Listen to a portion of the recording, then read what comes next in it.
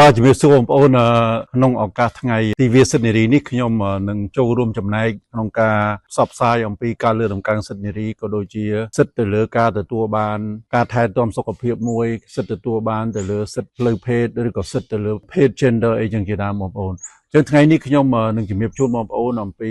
ថាតើទិវាសិទ្ធិនារីអន្តរជាតិ8មីនានេះតើវាដើម្បីផលប្រយោជន៍អ្វីហើយវាមានដើមកំណើតមកពីណាបងប្អូនអញ្ចឹងសូមបងប្អូនតាមដានហើយមើលវីដេអូនឹងពីដើមដល់ចប់ខ្ញុំនឹងអត្ថាធិប្បាយបន្តិចម្ដងដើម្បីឲ្យជូនបងប្អូនឲ្យបានជ្រាបឲ្យបានស្វែងយល់បាទជៀសវាងការយល់ច្រឡំបងប្អូនបាទមែនតើទៅថ្ងៃ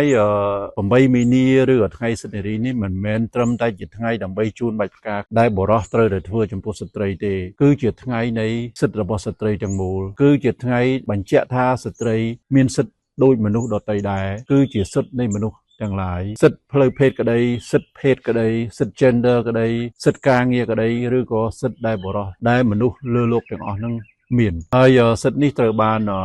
ធ្វើការតស៊ូជាច្រើននៅក្នុងសតវត្សទី20បងប្អូនបាទហើយដែលការតស៊ូនេះយើងឃើញថាមានការសស្រាក់ស្រាមខ្លាំងណាស់អំពីបងប្អូនស្ត្រីដែលបានខិតខំពុះពៀរាប់ទសវត្សរ៍ស្ទើរតែមួយសតវត្សរ៍រហូតដល់បានសិទ្ធិស្ត្រីត្រូវបានលើកតម្កើងទោះបីជាបែបនេះក្តីសប្តាហ៍ថ្ងៃនេះសិទ្ធិស្ត្រីនៅប្រទេសមួយចំនួនគឺមិនបានលើកតម្កើងទេខ្ញុំមិនលើកជូនថាប្រទេសណាពិតប្រាកដទេបងប្អូនអាចដឹងហើយគឺប្រទេស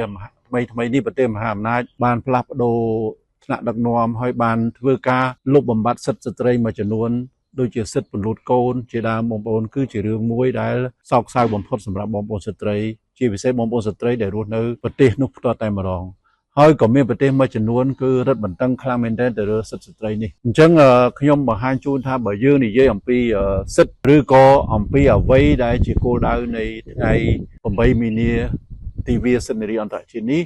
មែនតើទៅគឺបងប្អូនគឺមានគោលដៅច្រើនក្នុងនោះខ្ញុំលើកយក5 6ដើម្បីជូនបងប្អូនឲ្យបងប្អូនបានជ្រាបថាតើហេតុអីបានខ្ញុំជាគ្រូពេទ្យនឹងត្រូវ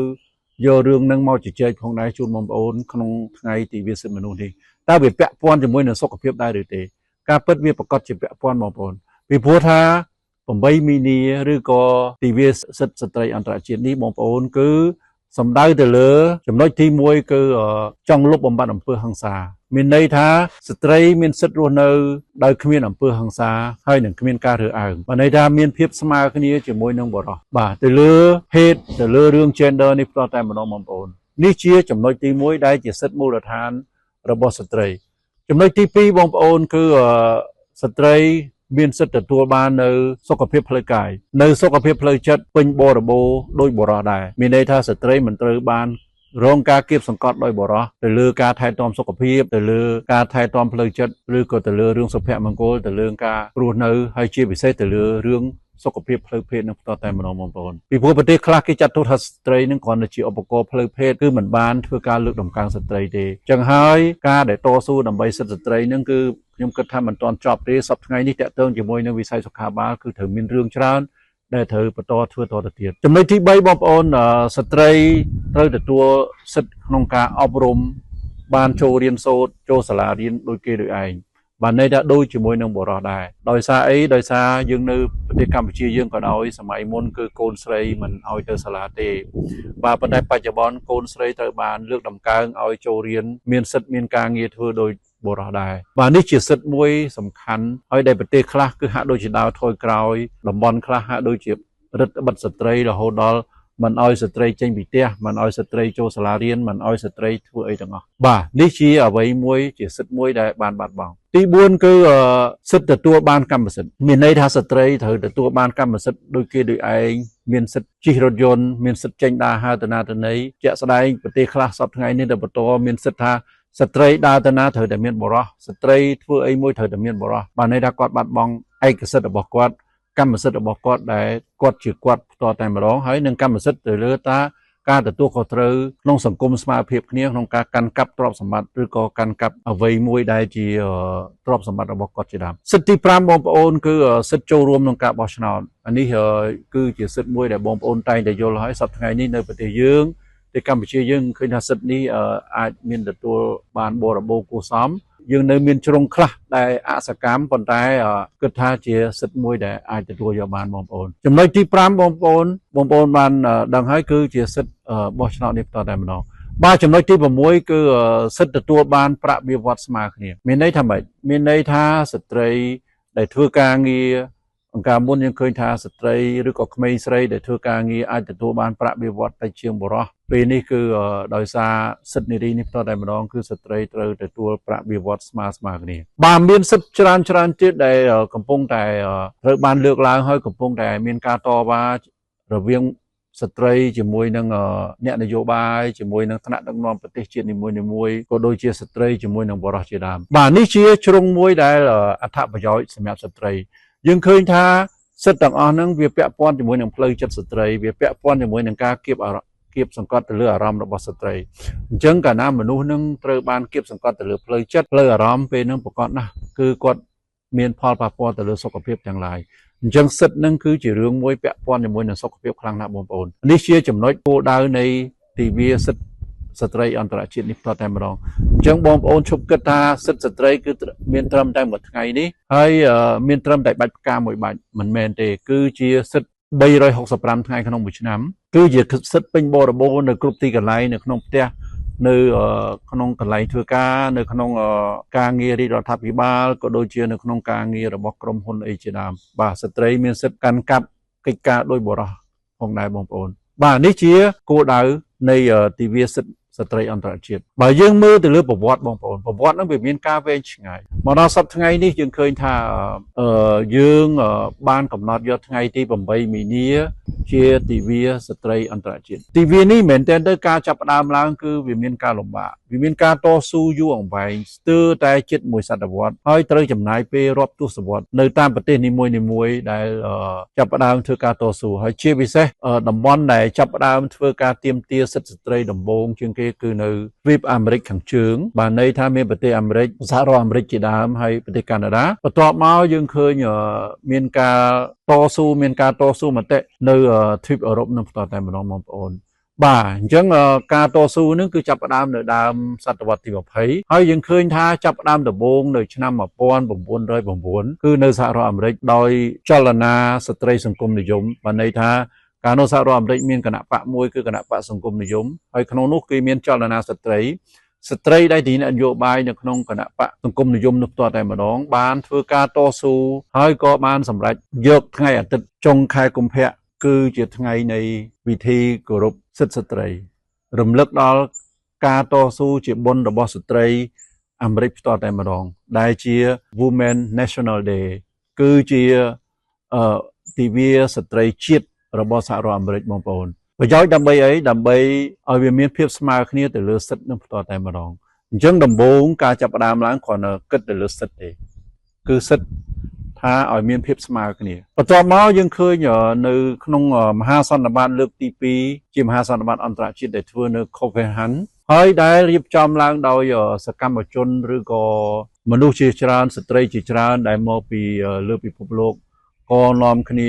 ធ្វើការតវ៉ាហើយក្នុងនោះមានសកម្មជនរបស់ប្រទេសអាល្លឺម៉ង់លោកស្រីក៏បាន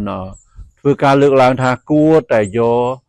ថ្ងៃ19មីនាដើម្បីគោរពធ្វើវិធីសិទ្ធិស្ត្រីបាទពេលនោះផ្ទាល់តែម្ដងក៏ប្រទេសនីមួយក៏ចាប់ផ្ដើមយកថ្ងៃទី19មីនានោះផ្ទាល់បងប្អូនគឺចាប់ពីឆ្នាំ1911មកគោរពធ្វើពិធីទិវាស្ត្រីអន្តរជាតិនេះផ្ទាល់ហើយការប្រពៃនេះយើងឃើញមាននៅប្រទេសមួយចំនួនដូចជាចាប់ផ្ដើមធ្វើនៅប្រទេសអូទ្រីសប្រទេសអាល្លឺម៉ង់ប្រទេសដាណឺម៉ាកហើយនិងប្រទេសស្វីសជាដើមបាទនេះជាអ្វីមួយដែលបានធ្វើគឺចាប់ផ្ដើមនៅឆ្នាំ1911ក្នុងពេលនោះឯងគឺជាសម័យសង្គ្រាមលោកលើកទី1បងប្អូនដែលបានចាប់ផ្ដើមបាទអញ្ចឹងនៅក្នុងសង្គ្រាមលោកលើកទី1នេះគឺស្ត្រីទទួលរងនឹងការធ្វើទុកបុកម្នេញច្រើនមែនទែនចឹងពួកគាត់ចាប់ផ្ដើមធ្វើការតស៊ូពីព្រោះប្តីត្រូវទៅធ្វើទាហាននៅក្នុងសង្គ្រាមលោកអញ្ចឹងក៏ស្លាប់ហើយមិនមានអ្នកមើលការខុសត្រូវកូនមិនអនុវត្តនៅយុទ្ធសាស្ត្រមួយគឺប្រម៉ែប្រមូលស្បៀងផលិតស្បៀងដើម្បីបញ្ជូនទៅយោធាអីចឹងជាដើមបាទអញ្ចឹងក៏មានការធ្វើបដិវត្តច្រើនបាទសូម្បីតែនៅប្រទេសរុស្ស៊ីឬក៏នៅប្រទេសប៊ុលហ្គារីនៅប្រទេសផ្សេងទៀតពេលនោះឯងក៏ចាប់ផ្ដើមធ្វើការទាមទារបាទហើយយើងឃើញថាប្រទេសខ្លះក៏អាចទាមទារឲ្យយកថ្ងៃទី3ខែមីនាអីចឹងជាដើមបាទជាពិសេសនៅប្រទេសរុស្ស៊ីកាលនោះមិនទាន់ បង្កើតបានជាសហភាពសូវៀតនៅឡើយទេបាទបានចាប់ផ្ដើមធ្វើការតស៊ូស្ត្រីរបស់រុស្ស៊ីនឹងបានចាប់ផ្ដើមធ្វើការតស៊ូឲ្យមានថ្ងៃសិទ្ធិនារីអន្តរជាតិនេះបន្តតែម្ដងបាទបន្ទាប់មកក៏មានការបដូរទៅជាថ្ងៃទី8មិនិនាមកវិញហើយចាប់ផ្ដើមអនុវត្តនៅឆ្នាំ1914បងប្អូនបាទពេលនោះឯងគឺជាសម័យសហភាពសូវៀតហើយបាទអញ្ចឹងតាំងពីពេលនោះមកបងប្អូនគឺសង្គ្រាមរាំងជលហើយការតស៊ូមតិការទាមទារនឹងនៅតែបន្តធ្វើរហូតក្នុងចំណោមបងប្អូនស្ត្រីដែលជាអ្នកនយោបាយដែលជាសកម្មជននៅតាមប្រទេសនីមួយៗទីបំផុតនៅឆ្នាំ1977មានន័យថា50-60ឆ្នាំក្រោយ4-5ទសវត្សរ៍ក្រោយទើបអង្គការសហប្រជាជាតិក៏បានប្រកាសជាផ្លូវការសម្រាប់យកថ្ងៃទី8មីនាជាថ្ងៃដែលប្រារព្ធពិធីទិវានារីអន្តរជាតិចាប់ពីពេលនោះមកបាទអញ្ចឹងទិវានារីអន្តរជាតិនេះបងប្អូនគឺថ្ងៃទី8នេះគឺជាថ្ងៃសន្មតមួយដើម្បីគ្រប់ប្រទេសទាំងអស់ធ្វើបាទប៉ុន្តែប្រវត្តិពីដើមមកវាមិនមែនតែថ្ងៃនេះទេបងប្អូនគឺវាមានថ្ងៃផ្សេងៗទៀតបាទអញ្ចឹងបងប្អូនមេត្តាស្វែងយល់ហើយខ្ញុំគិតថាដើម្បីសិទ្ធិស្ត្រីមកដល់ពេលនេះម៉ោងនេះគឺមិនទាន់ចប់ទេសម្បីតែនៅប្រទេសយើងក៏មានសមាគមស្ត្រីក៏មានអ្នកនយោបាយនៅតែបន្តតស៊ូដើម្បីឲ្យស្ត្រីមានសិទ្ធិរឹតតែធំធេងឲ្យមានសិទ្ធិរហូតដល់ស្មើបុរសឬក៏អីជាដើមបាទអញ្ចឹងសូមស្វាគមន៍បងប្អូនស្ត្រីសូមជូនពរបងប្អូនស្ត្រីសូមមេត្តាបន្តការពារសិទ្ធិរបស់ខ្លួនជាបន្តទៀតដើម្បីការពារសុខភាពរបស់ខ្លួនដើម្បីថែទាំគ្រួសារដើម្បីជីវិតសង្គមរបស់បងប្អូនមានភាពថ្លៃថ្នូរបាទមិនមានការរើសអើងច្រើនបាទអញ្ចឹងខ្ញុំគិតថាប្រធានបទនេះខ្ញុំជំរាបជូនបងប្អូនប៉ុណ្ណេះបងប្អូនអាចជ្រាបហើយស្វែងយល់អំពីបញ្ហាសិទ្ធិស្ត្រីសិទ្ធិនារីនេះកុំឲ្យមានការយល់ច្រឡំអញ្ចឹងខ្ញុំសូមស្រេះវីដេអូនៅប៉ុណ្្នឹងសិនហើយតាក់ទងជាមួយនឹងសិទ្ធិស្ត្រីនេះបន្តតែម្ដងខ្ញុំនៅមានវីដេអូមួយទៀតខ្ញុំនឹងលើកយកបញ្ហារបស់ស្ត្រីដែលស្ត្រីគឺទទួលរងនៅការកើតជំងឺធ្ងន់ធ្ងរជាងបុរសកម្រិតណាហើយនឹងជំរាបជូនបងប្អូននៅវីដេអូថ្ងៃស្អែកអញ្ចឹងសូមបងប្អូនតាមដានមើលខ្ញុំបាននៅថ្ងៃស្អែកជាមួយខ្ញុំបាទជាបន្តទៀតបាទអញ្ចឹងវីដេអូនេះសូមស្រេះប៉ុណ្្នឹងសិនហើយសូមជំរាបលាបងប្អូនជូនពរសុខភាពល្អបាទ